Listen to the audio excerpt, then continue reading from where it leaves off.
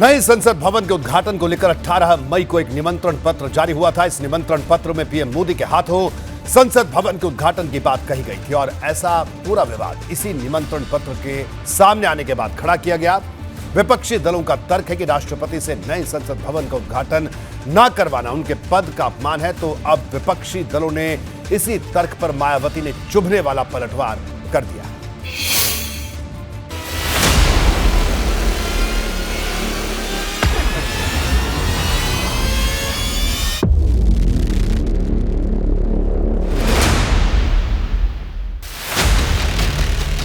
देश की सियासत में नए संसद भवन के उद्घाटन का मुद्दा विवादों में जकड़ गया है।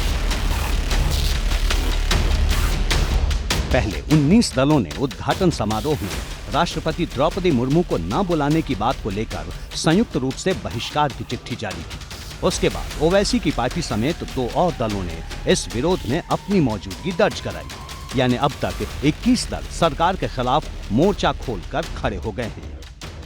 लेकिन इस विवाद में हर बार की तरह मायावती का स्टैंड बिल्कुल अलग रहा। मायावती ने साफ कहा कि वो देश हित के मुद्दे पर केंद्र सरकार के साथ पहले भी थीं और आगे भी रहेंगी। उन्होंने ट्वीट किया, केंद्र में पहले चाहे कांग्रेस पार्टी की सरकार रही हो या अब वर्तमान में बीजेपी की, बीएसपी ने देश व जनहित निहित मुद्दों पर हमेशा दलगत राजनीति से ऊपर उठकर उनका समर्थन किया है तथा 28 मई को संसद के नए भवन के उद्घाटन को भी पार्टी इसी संदर्भ में देखते हुए इसका स्वागत करती है। यानी सिर्फ सत्ता पक्षी नहीं, विपक्ष के कुछ दल भी नए संसद भवन के उद्घाटन के मामले में मोदी सरकार के साथ खड़े हैं। हालांकि मायावती कार्यक्रम के दौरान मौजूद नहीं रहेंगी। उन्होंने ट्वीट किया, नए संसद भवन के उद्घाटन समारोह का निमंत्रण मुझे प्राप्त हुआ है, जिसके लिए आभार और मेरी शुभकामनाएं। किंतु पार्टी की लगातार जारी समीक्षा बैठकों संबंधी अपनी पूर्व निर्धारित व्यस्तता के कारण मैं उस समारोह में शामिल नहीं हो पाऊंगी। मतलब मायावती भले ही कार्यक्रम में शामिल नहीं होंगी, लेकिन इस मामले पर विरोध करने वालों तक उन्होंने अपना संदेश पहुंचा दिया है और भाजपा मायावती के इस तर्क से काफी खुश है। कोई भी उद्घाटन बड़ा होगा तो उसको करने का अधिकार केवल गांधी परिवार को है, चाहे वो प्रधानमंत्री के पद पे हो अथवा प्रधानमंत्री उसकी स्टाम्प हो। तो कुल मिलाकर मायावती जी ने बिल्कुल सत्य बात कही है कि प्रधानमंत्री जी को चूंकि देश की जनता ने चुना, संसद देश की जनता के लिए बनी है, तो स्वाभाविक रूप से उसका उद्घाटन कौन करेगा? वो जिसकी सरकार में बनाई गई और जो देश ने जिसको नेता चुना तो वो उसका उद्घाटन करेगा, उसको उद्घाटन कर रहा है। मैं मायावती जी के इस बयान का स्वागत करता हूँ। इस मुद्दे में राष्ट्रपति वाला एंगल सबसे पहले राहुल गांधी ने दिया था। उन्होंने ही 21 मई को ट्वीट कर प्रधानमंत्री की जगह राष्ट्रपति से नए संसद भवन के उद्घाटन की मांग की थी और तब सपा की तरफ से रामगोपाल यादव ने राहुल गांधी की समझ पर ही सवाल उठा दिए थे। देखिए, संसदीय लोकतंत्र में असली कार्यपालिका तो प्रधानमंत्री ही होता है, इसलिए इस पर अगर कोई सवाल उठाता है तो मैं कुछ नहीं कहना चाहता।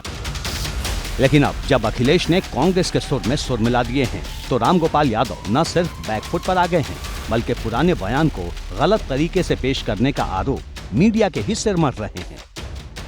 प्रधानमंत्री असली कार्यपालिका होता है, अगर वो नहीं राष्ट्रपति से कराना चाहता है तो कोई बाध्य नहीं कर सकता, लेकिन कायदे से राष्ट्रपति से ही कराना चाहिए। वो हमारा बयान सही नहीं था। हम कैसे ये कह सकते? मैं तो पॉलिटिकल साइंस का स्टूडेंट हूँ। मैं जानता हूँ कि राष्ट्रपति क्या है। मैं जानता हूँ कि राष्ट्रपति को संविधान ने कोई ज़्यादा अधिकार नहीं दिए हैं, लेकिन संविधान ने ही राष्ट्रपति को संसद का प्रमुख बताया है, तो वही उसका उद्घाटन न करे, ये गलत है। इस विवाद को सबसे पहले कांग्रेस ने ही उठाया था, लेकिन कांग्रेस के भीतर ही इस विवाद पर एकमत नहीं, क्योंकि आचार्य प्रमोद ने ये कहते हुए सवाल उठा दिया कि अगर देश की नई संसद का उद्घाटन हिंदुस्तान के प्रधानमंत्री नहीं करेंगे तो क्या पाकिस्तान के प्रधानमंत्री करेंगे?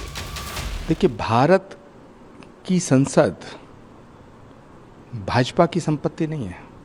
भारत की संसद को भाजपा का समझना ठीक नहीं होगा।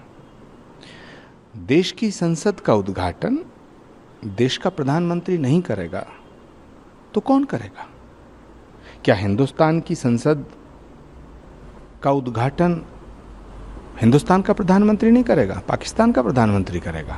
उद्घाटन के समय अगर देश के राष्ट्रपति जी हों, वहां पे उपराष्ट्रपति जी हों, स्पीकर साहब हों, प्रधानमंत्री जी हों और नेता अपोजिशन और पोजीशन सभी लोग मौजूद हों, तो ये सशक्त लोकतंत्र की पहचान होती है और इन सबको इकट्ठा करने की जिम्मेदारी सरकार की होती है और सरकार अपनी जिम्मेदारी से नहीं भाग सकती। देश के नए संसद भवन के उद्घाटन को लेकर हर किसी का अपना अपना तर्क है। इस बीच सीएम योगी ने पहली बार इस मुद्दे पर प्रतिक्रिया दी और विपक्षी दलों के बहिष्कार पर चुभने वाला हमला बोला। सीएम योगी ने विपक्ष को गैर जिम्मेदार बता दिया। इस ऐतिहासिक अवसर को गरिमामय और गौरवशाली बनाने की बजाय कांग्रेस समेत विपक्षी दलों के द्वारा जिस प्रकार की बयानबाजी हो रही है वो अत्यंत ही दुखद और गैर जिम्मेदाराना है। अब इंतजार 28 मई का है, जब दोपहर 12 बजे पीएम मोदी नए संसद भवन का विधि विधान के साथ उद्घाटन करेंगे और ये भी तय है कि विवाद की जो तस्वीर अभी नजर आ रही है वो 28 मई को और बड़ा आकार लेगी। एबीपी गंगा के लिए ब्यूरो रिपोर्ट।